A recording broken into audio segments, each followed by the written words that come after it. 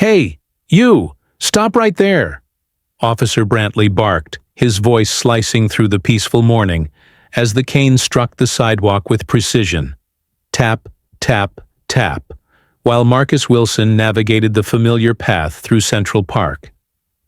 Before Marcus could respond, Brantley stormed forward, and with a brutal swing he knocked the blind man's cane clean out of his hands. The crack of wood on concrete echoed sharply through the stillness. People turned, some gasping, others pulling out their phones. Marcus straightened, adjusting himself with quiet strength. "Is there a problem, officer?" he asked calmly. Brantley scowled. "That's the third time you've swung that stick near people. Public safety concern." Meanwhile, a white jogger ran past with an unleashed dog, and Brantley nodded politely. But what he didn't realize was that Marcus's watch, the latest gift from his son, was recording every second. And his son? Someone Brantley would wish he'd never crossed. If you believe dignity shouldn't depend on the color of your skin, hit like and subscribe, and drop respect in the comments. This story is about to show what real justice looks like. New York City never truly slept, but at 6:30 a.m. in Central Park, it breathed differently. The early spring air carried whispers of warming concrete and blooming magnolias, a peaceful sanctuary before the city roared to full life. For Marcus Wilson, these morning walks were sacred, a ritual of independence he'd maintained for 20 years, since losing his sight to glaucoma. Marcus moved with quiet confidence, his hand-carved mahogany cane, a gift from his late wife, tapping rhythmically against the familiar path. At 67, his tall frame remained straight, dignified, his salt and pepper beard meticulously trimmed. Years as Columbia University's most respected African-American history professor had taught him to carry himself with a presence that commanded respect without demanding it. The cane wasn't just a tool, it was an extension of himself. Each tap mapped the world around him, transforming darkness into a mental blueprint he navigated with practiced ease. 2 more blocks to the coffee cart, he murmured to himself, enjoying the growing warmth of morning sun on his face. Behind him, heavy footsteps approached, too purposeful for a jogger, too aggressive for another walker.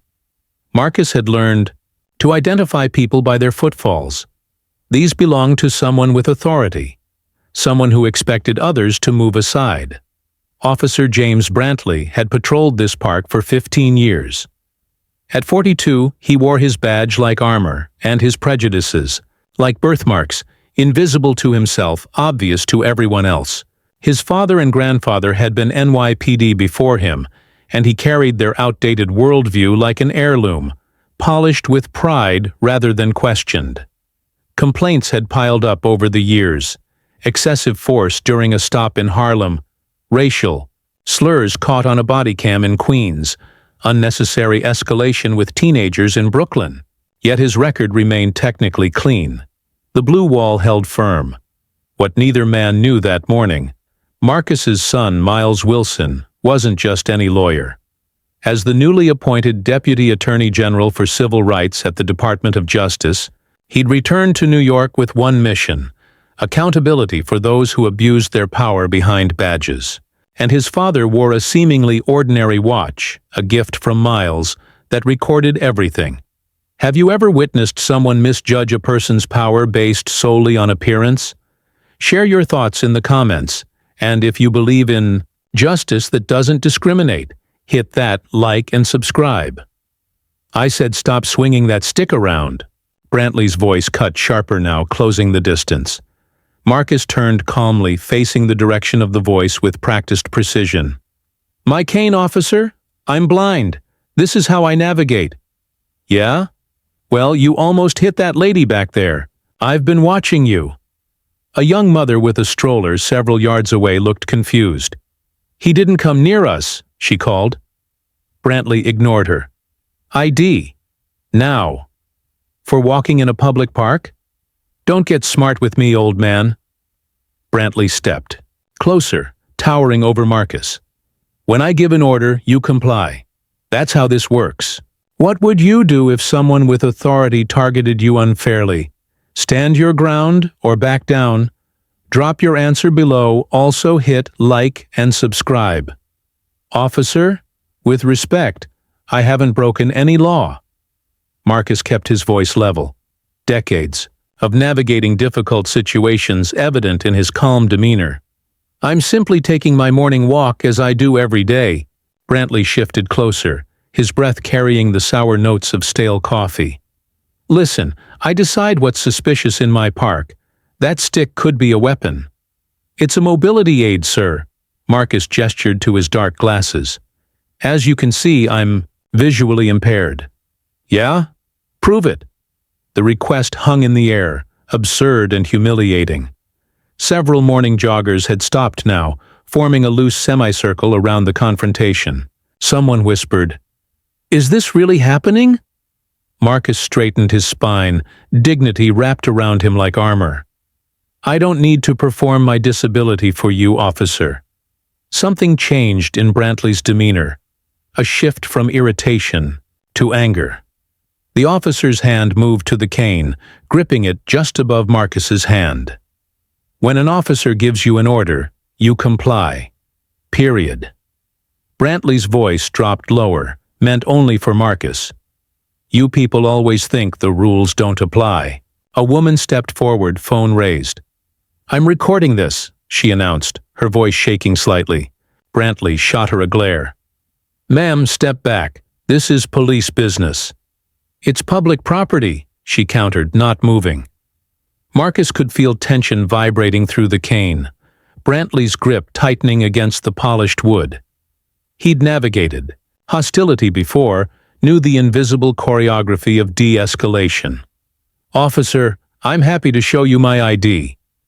Marcus reached slowly toward his jacket pocket. Hands where I can see them, Brantley barked, yanking the cane. The sudden movement threw Marcus off balance. He staggered, one hand instinctively reaching out to steady himself against nothing. And then came the sound, a sharp, deliberate crack that echoed across the morning quiet.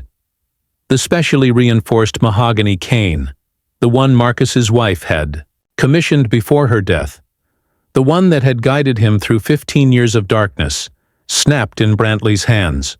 The crowd gasped. The woman's phone recorded. Marcus stood absolutely still, his world suddenly unanchored, floating in a darkness without reference points. Oops, Brantley said, dropping the broken pieces at Marcus's feet. If you were standing in Marcus's shoes, would you show restraint or let your anger speak? Comment your choice below. And if you stand for dignity in the face of injustice, like and subscribe now. Marcus knelt carefully, his hands searching the ground for the broken pieces of his cane. His fingers traced the jagged edge where the wood had splintered. Not a clean break, but a deliberate one. My wife gave me this cane before she died, he said quietly, his voice carrying in the now silent park. Brantley snorted. Should have thought about that before resisting an officer. A young man in running clothes stepped forward. He didn't resist anything. We all saw what happened. Stay out of this, Brantley warned, hand moving to his belt. I want your badge number, Marcus said, rising slowly to his full height, broken cane pieces clutched in one hand. And your full name. You threatening me? Brantley stepped closer, using his body to tower over Marcus. I'm exercising my rights. As a citizen. Marcus's voice remained steady. James Brantley, is it? Badge number 45873? Brantley froze. How did you? My watch announced it when you approached. Standard accessibility feature for the blind. This wasn't entirely true. The watch was far more sophisticated than that. But Marcus understood power dynamics. It also records interactions for my safety. The officer's posture changed instantly. Hand it over. That's illegal recording. Of an officer. No, it's not, called the woman still filming. Not in New York? Not in public? Brantley's face flushed dark red. He grabbed Marcus's wrist. I said hand it over. Marcus didn't resist, but he didn't comply either. "Officer Brantley, you're hurting me. Multiple witnesses are recording this interaction. Think carefully about your next action. If someone destroyed something irreplaceable of yours, would you seek justice or revenge? Drop your answer in the comments. Hit like and subscribe to the channel if this hit you too." "Everything all right here?" A new voice cut through the tension, calm, authoritative, with the practiced neutrality of someone who understood power. Officer Brantley turned to see another officer approaching, Sergeant Rivera, his direct supervisor. "Just handling a situation, Sarge," Brantley said, releasing Marcus's wrist but not stepping back. This man was being uncooperative. Sergeant Rivera surveyed the scene. The elderly blind man, the broken cane on the ground, the circle of concerned onlookers with phones raised. 23 years on the force had taught her to read situations quickly. "I've got this, Brantley. Step back." Something in her tone made him comply immediately. "Sir," she addressed Marcus, "are you all right? Do you need medical attention?" Marcus shook his head. "What I need is for Officer Brantley to be held accountable for destroying my mobility aid and attempting to confiscate my assistive device." His voice remained measured, dignified. Rivera picked up the broken cane pieces, examining the clean break. "This wasn't an accident. He said I was swinging it. Dangerously," Marcus explained. "I was simply navigating as I do every morning." Rivera turned to the witnesses. "Did anyone see this gentleman using his cane inappropriately?" A chorus of "no" rose from the gathered crowd. "He deliberately broke it," said the woman who'd been recording. "I have it all on video." Rivera nodded.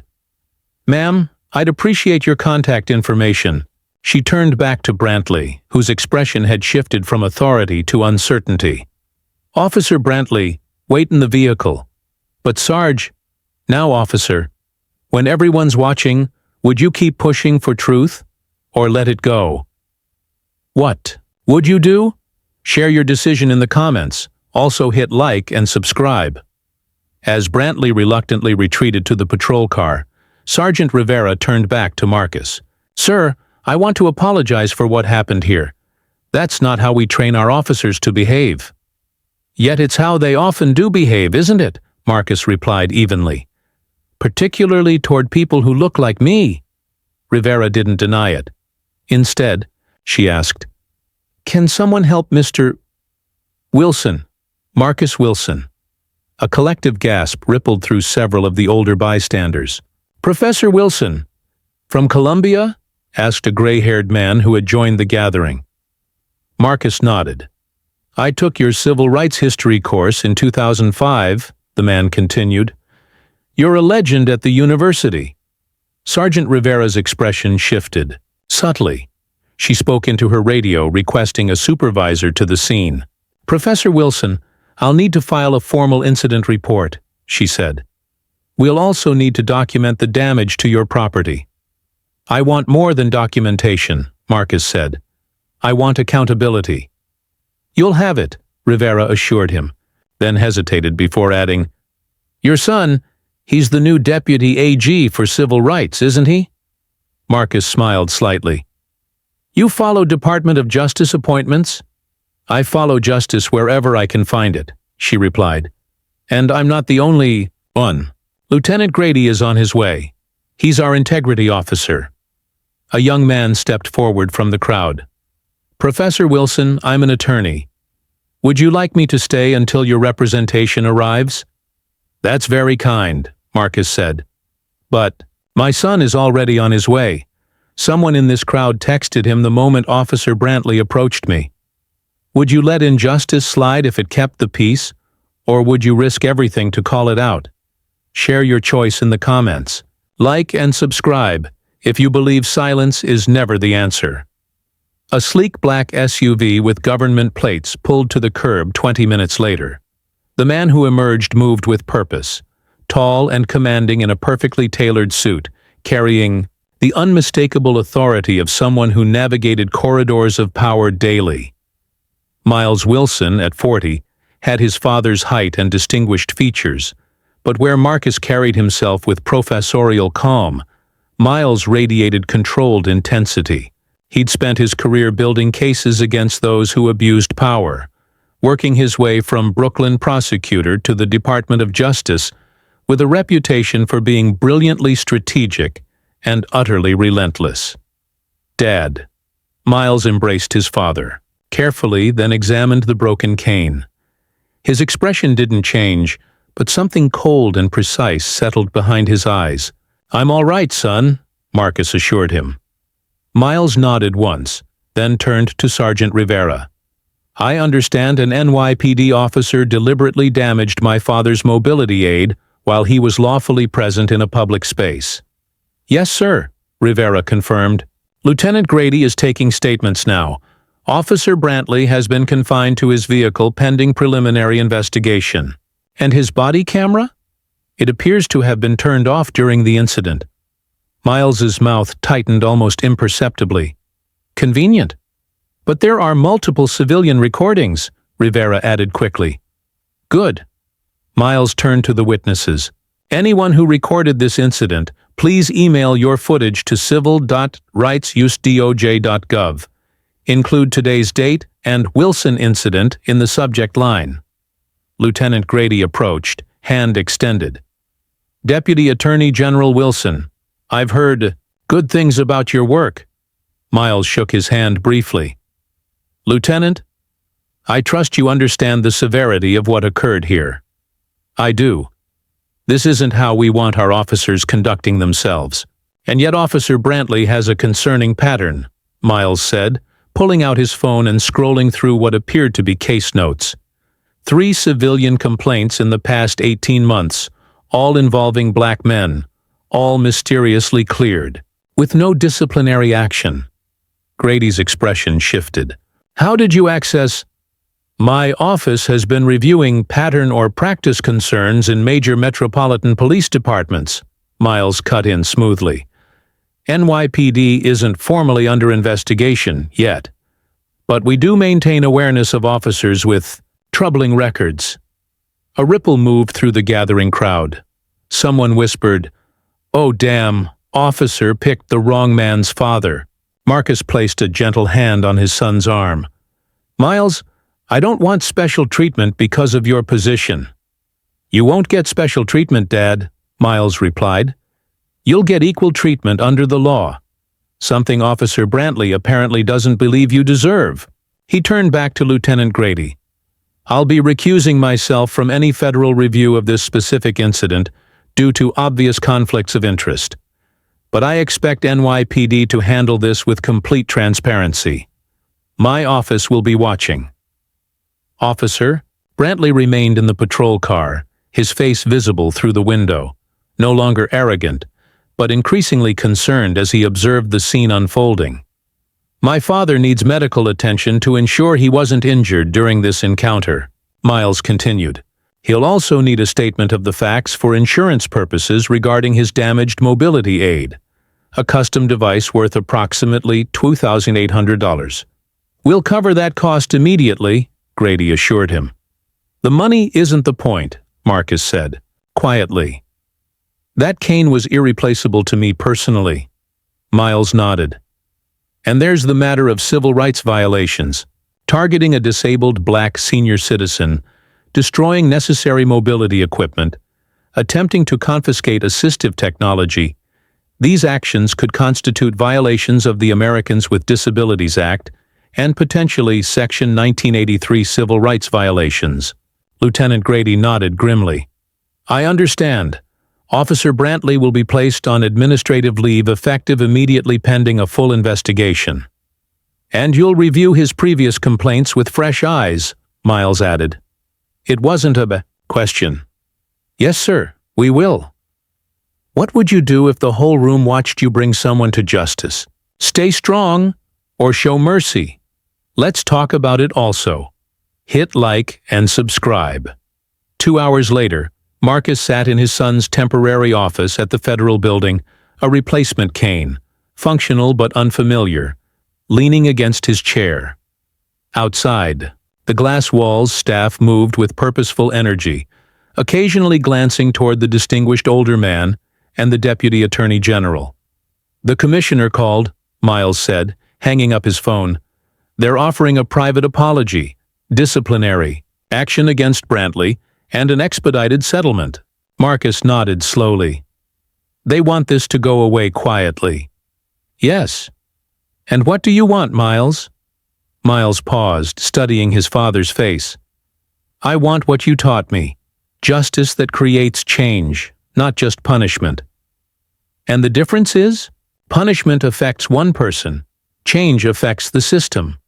Miles leaned forward. "Dad, we have an opportunity here. This incident, what happened to you, it's not unique. The uniqueness is that you're my father, and I have the position to make it visible." Marcus removed his dark glasses, his unseeing eyes somehow still conveying wisdom accumulated through decades of both scholarship and lived experience. "The department liaison suggested keeping this internal," Miles continued. "Said it would be better for everyone if we didn't escalate to public channels." "And that's your decision point," Marcus said, understanding immediately. "Yes, we can accept their offer. Brantley gets disciplined, you get compensated. The department makes procedural promises. Or we make this a moment of public accountability," Marcus finished. "If we go public, it gets complicated. They'll dig into both our lives. They might claim I'm abusing my position." Marcus smiled slightly. "Son, when has doing the right thing ever been simple? Would you show mercy to someone who never showed you respect? Or would you let the consequences do the talking? Let us know in the comments. Also, like and subscribe." The press conference wasn't large, but it was strategic. Miles had chosen the steps of the federal courthouse rather than the Department of Justice offices. A subtle but important distinction. This wasn't about his position. It was about the law itself. Marcus stood beside his son, a new cane in hand. This, one carbon fiber, modern and sturdy. Different from the treasured one he'd lost, but symbolically important for today. The morning light cast long shadows as Miles approached the microphones. "Good morning. I'm Miles Wilson, Deputy Attorney General for Civil Rights. I'm speaking today not in my official capacity, but as the son of Marcus Wilson." Miles gestured to his father. "Yesterday morning, an NYPD officer deliberately destroyed my father's mobility aid in what appears to be a targeted incident of both racial discrimination and disability harassment." Camera shutters clicked rapidly. "While the department will recuse itself from any investigation involving my father, I am announcing the formation of a special task force examining patterns of discriminatory behavior against disabled individuals of color by law enforcement nationwide." Marcus stepped forward, his hand finding the microphone with practiced ease. "I spent 40 years teaching American history at Columbia University," he began, his professor's voice carrying effortlessly.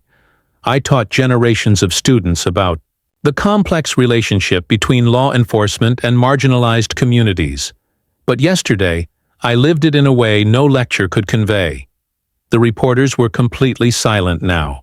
Officer Brantley didn't see a blind man using a mobility aid. He saw a black man with a stick. He didn't approach to help, he approached to control. And when control wasn't immediately granted, he escalated to destruction. Marcus paused, his expression solemn. "This pattern is not new. What's new is that it happened to someone with connections to power. I recognize that privilege, and I intend to use it, not for vengeance, but for change." Miles returned to the microphone. "We're declining the NYPD's offer of a private resolution. Instead, my father is filing a formal civil rights complaint, which will be handled with full transparency and public oversight. Additionally, we're establishing the Marcus Wilson Initiative for Police Reform, focusing specifically on training officers to interact appropriately with disabled individuals of all backgrounds." A reporter called out, "What about Officer Brantley?" Marcus leaned toward the microphone again. "I don't want his badge. I want his understanding. I want him to complete intensive training in disability awareness and racial sensitivity. I want him to spend time with blind individuals learning how we navigate the world. And most importantly, I want him to recognize that the power of his badge exists to protect all citizens, not just those who look like him. If someone crossed the line and humiliated you, would you have forgiven them or made sure the world saw what they did? Drop your take in the comments. Also hit like and subscribe. 6 months later, Marcus once again walked through Central Park, his new cane, tapping a familiar rhythm against the concrete. But today, he wasn't alone. Officer James Brantley walked beside him, not in uniform but in civilian clothes, his expression a complex mixture of discomfort and newfound awareness. The key is to understand that the cane isn't just about avoiding obstacles, Marcus explained, demonstrating the sweeping technique. It's about actively mapping your environment, creating a mental picture through touch and sound. Brantley nodded, then realized Marcus couldn't see the gesture. I understand, he said aloud. It's not passive, it's interactive. Exactly. This was their 5th training session together, part of the restorative justice agreement that had emerged after weeks of legal negotiations and community input. Rather than termination, Brantley had been assigned to a pioneering program: extensive retraining, community service with disabled veterans, and most significantly, regular one-on-one sessions with Marcus himself.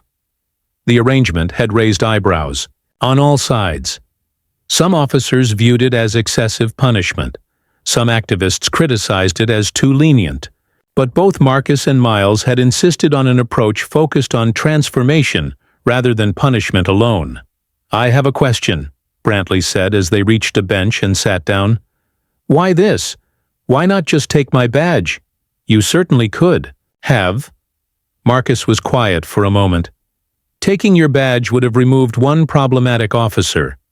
This approach might change dozens through your example. The other officers do ask questions, Brantley admitted. Some mock me, but others, they're curious, especially the younger ones. And what do you tell them? That I was wrong. That I saw a threat where there wasn't one. He paused. That I'm learning to see people first, not categories. From a discreet distance, Miles watched the interaction. Beside him stood Police Commissioner Delgado and the newly appointed NYPD Reform Coordinator. Your father is a remarkable man, the commissioner said. Most people in his position would have wanted blood. He's always taken the long view, Miles replied.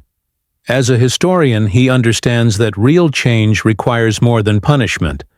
It requires reimagining relationships. The reform coordinator nodded toward Brantley. And him? Do you think he's genuinely changed? Miles observed, as Brantley listened intently to something his father was demonstrating. His posture different from the arrogant officer of 6 months ago. I think he's beginning to, Miles said. And more importantly, the system around him is changing too. The Marcus Wilson Initiative has already trained over 300 officers in disability awareness. 6 departments across the country have adopted the curriculum. Not bad for a broken cane, the commissioner remarked.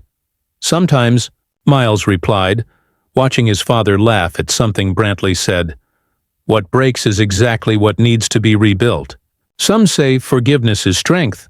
Others say it's surrender. If you were in Marcus's position today, would you forgive the officer or let him face justice fully? Tell us below. Like and subscribe too. The camera pulls back from Central Park, revealing Marcus and Brantley walking side by side. An image once impossible now made real through difficult, intentional work. This story was never about a broken cane. It was about what happens when we choose to see each other's humanity, even after that humanity has been denied.